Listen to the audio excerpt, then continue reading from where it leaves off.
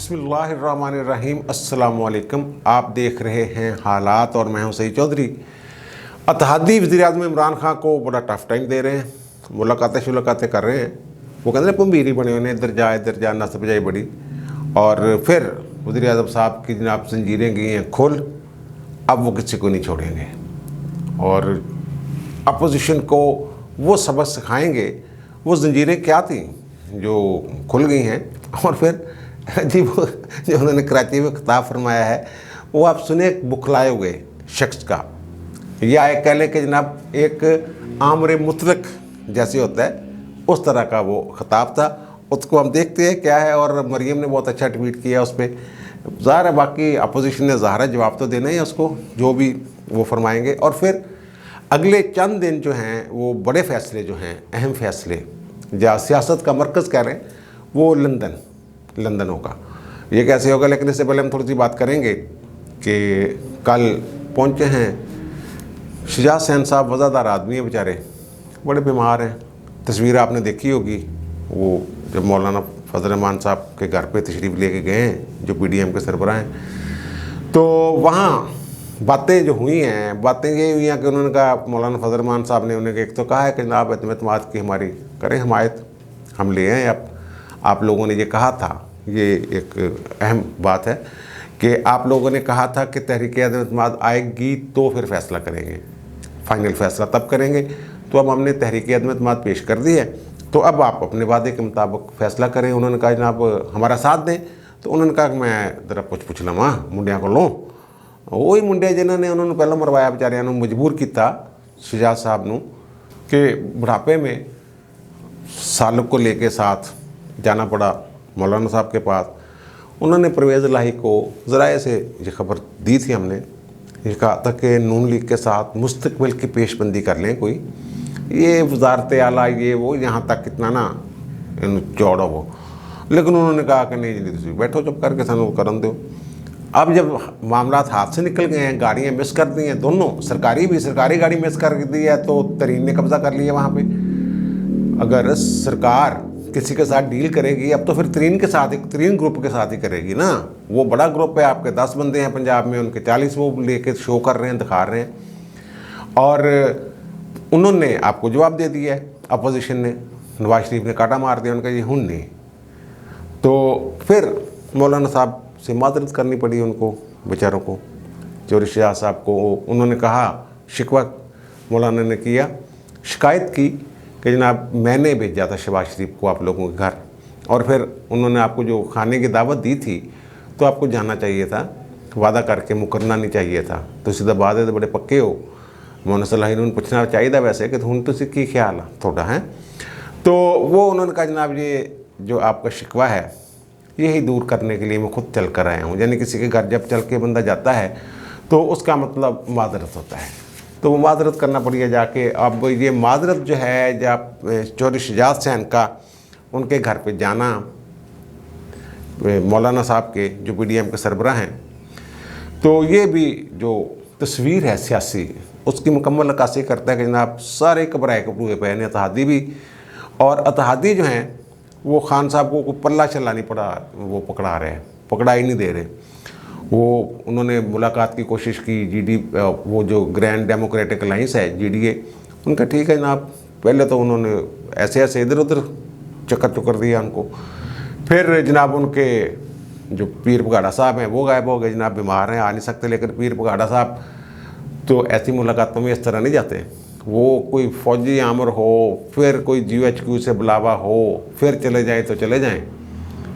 ऐसे मुलाकातों में वो कहते हैं इदां दे बंदे ते जनाब जेड़े वज़ीर-ए-आज़म जो भी होवे, वो कहते मेरे उत्ते वो शाम नूं मुठियां भर देने आके मेरियां जनाब, मेरे मरीद ने इस तरह दे, ते तुसीं कहंदे हो कि मैं गवर्नर हाउस चल के जावां उहदे नाल मुलाकात कर ली। सॉरी भाई, मैं तो वापस जा रहा। वो अपने चले गए। बहरहाल वो मुलाकात हुई तो राब्ते रखेंगे आगे। और फिर MKM पहली दफ़ा गए हैं हुकूमत संभालने के बाद, वो बड़ी दावतें देते रहे, जनाब आओ बहादराबाद चक्कर ला जाओ।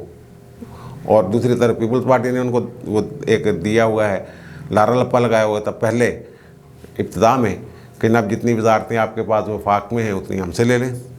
तो उसके बाद जो मुलाकात का लुब्बे लबाब है वो आमिर खान साहब ने, जो MKM के लीडर हैं, उन्होंने कहा जब गल्लां होईयां बड़ियां तो असी अपने तफजात दसे ने उन्होंने, जो भी साड़ी शिकायत वगैरह सी, और फिर तरीक़े एतमाद पे वो कहते हैं गल नहीं की वज़ीर आज़म साहब ने।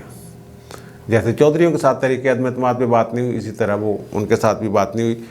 उन्होंने जो अहम बात की है वो उन्होंने कहा है आमिर खान साहब ने कि इत्तेहादी ज़रूर हैं हुकूमत के, लेकिन ऑप्शंस तमाम खुले हैं, हमने खुले रखे हुए हैं ऑप्शन। जहाँ हमें अच्छा लगा वहाँ यार बल्दियाती इलेक्शन हो रहे हैं और बड़े मामलात हैं। कराची की वो अपनी चाहते हैं बहाली हो जाए, सियासी बहाली, और शायद पीपल्स पार्टी उनके साथ कुछ ऐसा कर जाए, वो कोई ऐसा हो जाए लेन देन कि कराची में उनकी कम से कम बल्दियाती जो मामलात हैं वहाँ उनकी वो हो जाए बहाली। तो वहाँ से भी खान साहब जो हैं कोई पक्का जवाब ये नहीं हो सका हुआ कि जनाब खान साहब बाहर निकले और जनाब वो सारे बंदे इकट्ठे हो गए हैं MKM के MNAs और MPs, और उन्होंने वहाँ बैठ के कर दिया जनाब हम खान तुम्हारे साथ हैं, कदम बढ़ाओ, जो भी वो भी मामला इधर उधर। और चौधरी परवेज़ लाई साहब मोहन सलाई कह तो बैठे थे एक दफ़ा बेचारे कि तमाशा लगा हुआ है, आना जाना लगा हुआ घरों में, लेकिन हम इत्तेहादी हैं वज़ीर आज़म साहब के, आपके साथ हैं, घबराना नहीं। अब ये खुद घबरा के चौधरी शजात साहब चले गए हैं मौलाना के पास, ठीक है ना।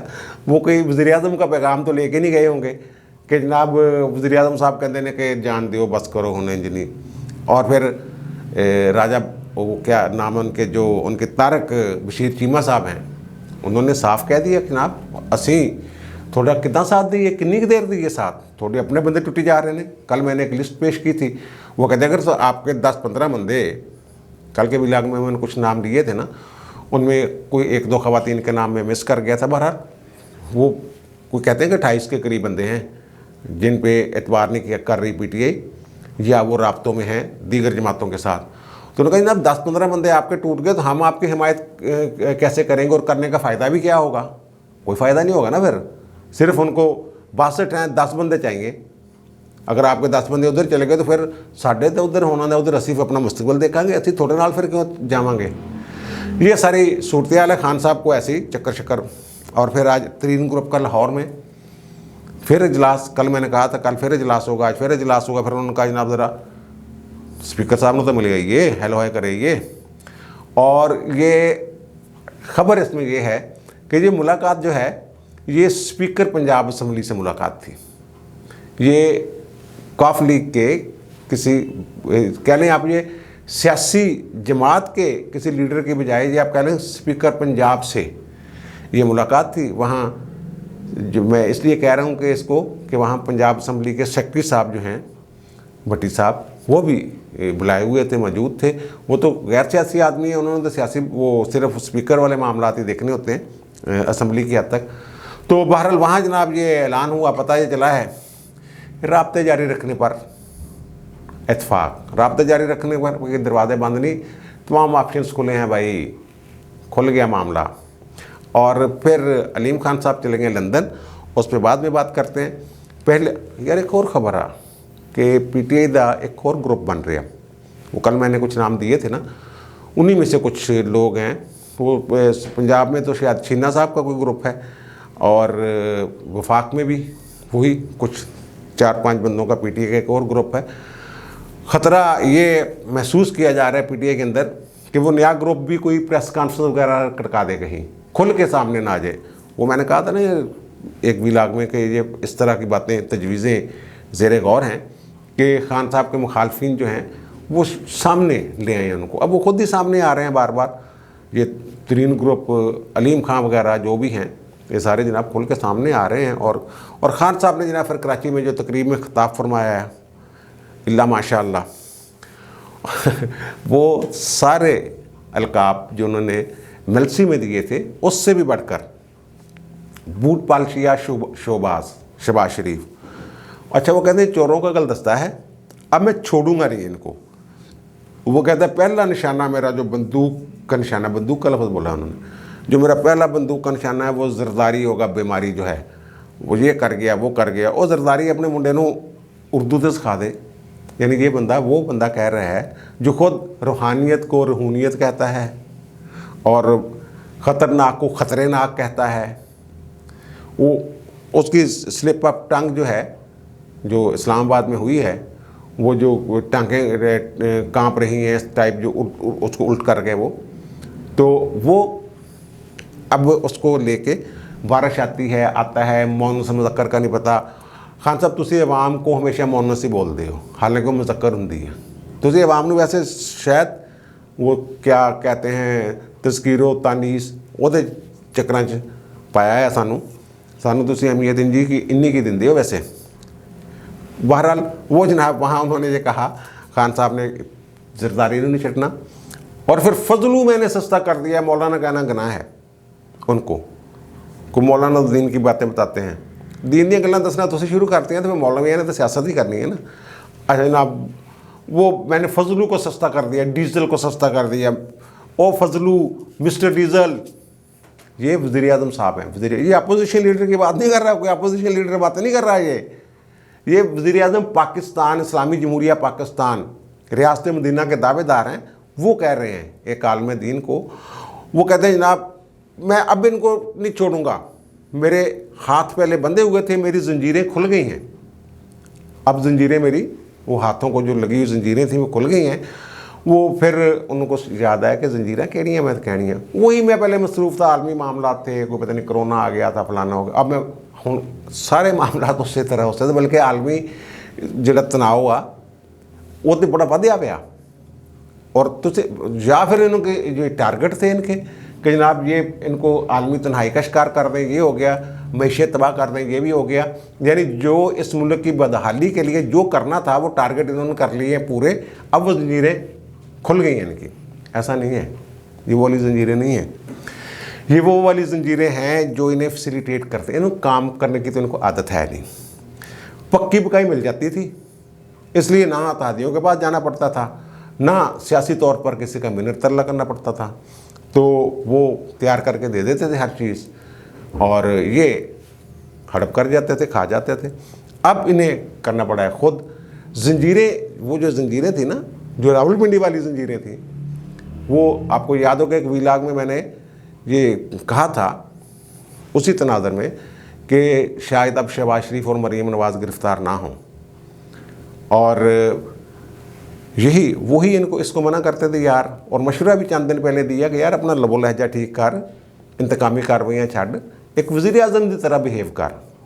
लेकिन वो मलसी में दूसरे दिन ही उन्होंने वो सारे पुरखचेड़ा उन्होंने कहा, उन्होंने कहा कि मैं आप ही साम लाँगा, छड़ दो तुसी। यानी वो आज़ाद हो गए अब कि इसको जो कह रहे थे कि सब्र ना खा, ठंडा रह, इंज ना कर, इंतकामी कार्रवाइयाँ कानून तो आइन तो बाला होकर नहीं की जा सकती। अच्छा अब कह रहे हैं जनाब मैं फजलू को नोटिस भेजा नैब ने, तो उसने कहा मैं 2000 बंदा लेके आ जाऊँगा, पता नहीं 20,000 बंदा लेके आ जाऊँगा। नैब को डरा लिया। फिर वो अदारा क्या है नैब? अगर वो डर जाता है बंदों से, और फिर नैब उस वक्त मुकर गया था कि नोटिस भेजे नहीं हमने तो तलब ही नहीं किया, उनको बुलाया ही नहीं। अरबों रुपए कहाँ से आ गए इसके पास। तो अब देखना ये 2000 बंदा या 20,000 बंदा लेके जाएगा, मैं 1,00,000 बंदा लेके जाऊँगा। वज़ीर आज़म साहब, तुसी वज़ीर आज़म हो सर, तुसी क्यों लेके जाने ने बंदे? पूरी रियासती मशीनरी थोड़े मतहत है सर, चीफ एग्जैक्टिव हो तुसी, और तुसी कह रहे हो कि जनाब वो बंदे लेके आएगा तो मैं भी बंदे लेके जाऊँगा। और वहाँ जो उनके सामने बैठे हुए लोग हैं, वज़ीर वज़ूर ये वो सारे जो भी थे, वो क्लैपिंग हो रही है, तालियां बज रही है। वज़ीर उनको दास ही नहीं रहा वज़ीर साहब वज़ीर आज़म हो। पहले तो वो जो इनकी अहलियाँ हैं वो शुरू में बताती रही हैं इनको, जनाब तुसी वज़ीर आज़म। उन्होंने खुद दसिया कि मुझे उन्होंने कहा कि आप वज़ीर आज़म हैं, अब आप वज़ीर आज़म बन गए। तो ये जनाब अब वो इनको पता ही नहीं कि मैं वज़ीर आज़म हूँ या नहीं हूँ। और फिर शहबाज शरीफ पे सबसे ज़्यादा गुस्सा ये है कि उनके राब्ते शाब्ते पिंडी वालों के साथ क्यों, इनको कोई ऐसी इतलात है कि उनके राब्ते शाब्ते हुए, जो भी हुआ कि राब्तों में जो 2-4 लोग हैं उनमें शहबाज शरीफ साहब भी हैं। तो अब और इनको अपना मतबादल के तौर पर लग रहा है कि ये मतबादल हैं। तो फिर वो उसके ऊपर चढ़ाई कि उसको भी नहीं छोड़ूंगा, उसको भी नहीं छोड़ूंगा, उसको भी नहीं छोड़ूंगा, अब मैं आज़ाद हो गया। और अल्लाह का लाख लाख शुक्र है कि ये उसने मेरी सुन ली। मैं तो दुआएं मांग रहा था कि ये तहरीक अदम-एतमाद लेके आए, फिर मैं इनको बताता हूँ खान साहब वो क्या कहते हैं कि कल जो पता नहीं यहाँ तक तनशीन था उसको भी अपने खुदा होने का इतना यकीन था कि हुंदा मामला। वो पिंडी वालियां दी गल तुसीं आप ही दसते, जंजीरां गईयां खुल, हुण तुसीं की करना। तो हुण तुसीं कहंदे जनाब मैं इंतज़ार कर, जब गिदड़ की मौत आती है तो वो शहर की तरफ रुख करता है। इन्होंने तहरीक अदम-एतमाद ले आए हैं, अब देखना बंदे तो पूरे कर लो, पहली गल तो ये है बंदे तो पूरे करो ना। और फिर मैं अब इनको बताता हूँ, मैंने पहला बंदा दुनिया में देखा है मुसलमानों में जो आफत को दावत दे रहा है या अल्लाह से ये दुआ कर रहा है कि अल्लाह ताला मुझे आजमाइश में डाल। हम दुआ करते हैं कि अल्लाह मियाँ आजमाइशों से बचाना। दुआ तो वज़ीर आज़म साहब की ये होना चाहिए थी कि अल्लाह मियाँ मुझे सुकून दे, सुकून के साथ मैं हुकूमत करूँ, इनको हदायत दे जो मेरे बिला वजह पीछे पड़े हुए हैं, मैं भी इंसाफ और तेरे हुक्म के मुताबिक यहाँ जो राज करना चाहता हूँ। तो ये दुआ होनी चाहिए थी। ये कहते हैं मैंने दुआएं की कि ये लेके आए। अब मैं बताऊंगा कि कप्तान क्या होता है। 5 दिन की कप्तान जो है वो प्लानिंग करता है अपने क्रिकेट के फिर किस्से। मैंने कल भी कहा था क्रिकेट तो या सियासत बड़ा फर्क होंदा भाईजान। तो अगर थोड़े क्रिकेटर बदतमीज़ होंदे तुसीं कढ़ दिंदे हुंदे सी उन्होंने दे घर नहीं जाते सी, कभी बहादराबाद तुरे फिरदे हो, कभी ज़हूर पैलेस तुरे फिरदे हो, कभी इधर तुरे फिरदे हो, कभी उधर तुरे फिरदे हो, हर एक दे मिंतरले करते फिरदे हो। उन्होंने भी लम लेट होंदे रहे, तुसीं पिंडी वाले उन्होंने गल नहीं मन्नी। हुण तुसीं कहंदे मैं आज़ाद हाँ और हुण मैं कर देंगा। अच्छा अगर इतना ही आपको एतमाद है, जो बंदा मुखालफिन को वो कहते हैं वो सियासी मौत को दावत दी है उन्होंने, अगर सियासी मौत को दावत दी है भाई जी आपको तो फिर बहुत जल्दी करनी चाहिए। ये जो आप मीटिंगें करते फिर रहे हैं असद कैसर साहब के साथ, स्पीकर साहब के साथ, तो इसको छोड़ दें। उन्होंने कहा यार 14 दिन तक आधा इंतज़ार, तो कल ही बुला, मैं इन्होंने फिर दसा की हुंदा वज़ीर आज़म। यही करना चाहिए था। अगर इतने ही पुरएतमाद हैं तो कोई जोड़ तोड़ नहीं करना चाहते, इत्तेहादियों पे इनको पूरा यकीन है कि मेरे साथ हैं, मेरा कोई बंदा नहीं टूटेगा। वो लिस्ट जो बना के दी IB ने और इनके अपने वज़रा ने, जो 2-3 वज़रा असद कैसर वगैरह ये वो, तो उन्होंने जो बना के दी है खुफिया तौर पे, वो झूठी है। तो असद कैसर साहब बुलाओ अजलास, ये वो 14 दिन का इंतज़ार ना करें, कल बुला सकते हैं आप क्योंकि वो इख्तियार है, स्पीकर दूसरे दिन भी बुला सकता है। और वो जो 3 और 7 दिन, वो सिर्फ 3 दिन का एक इंतज़ार करना पड़ना है, वो ज़रूरी है। 95 के तहत तहरीक अदम-एतमाद पेश होते 3 दिन बाद उस पर वोटिंग का प्रोसेस जो है वो शुरू होना होता है। तो वो 4 दिन में मामला निमट सकता है, करें आप। अच्छा दूसरी और एक जो बात है ना, खान साहब जो फरमा रहे हैं उससे ये एक नतीजा निकलता है कि जो अपोजिशन है इनको भी इस बात का पता है। तहरीक अदम-एतमाद पेश करने से पहले और तहरीक अदम-एतमाद पेश होने के बाद मैं ये समझता हूँ कि सूरत हाल बदल गई है। उनको मज़ीद ज़्यादा संजीदा होना पड़ेगा, अपने पत्ते जो हैं उनको काबू रखना पड़ेगा।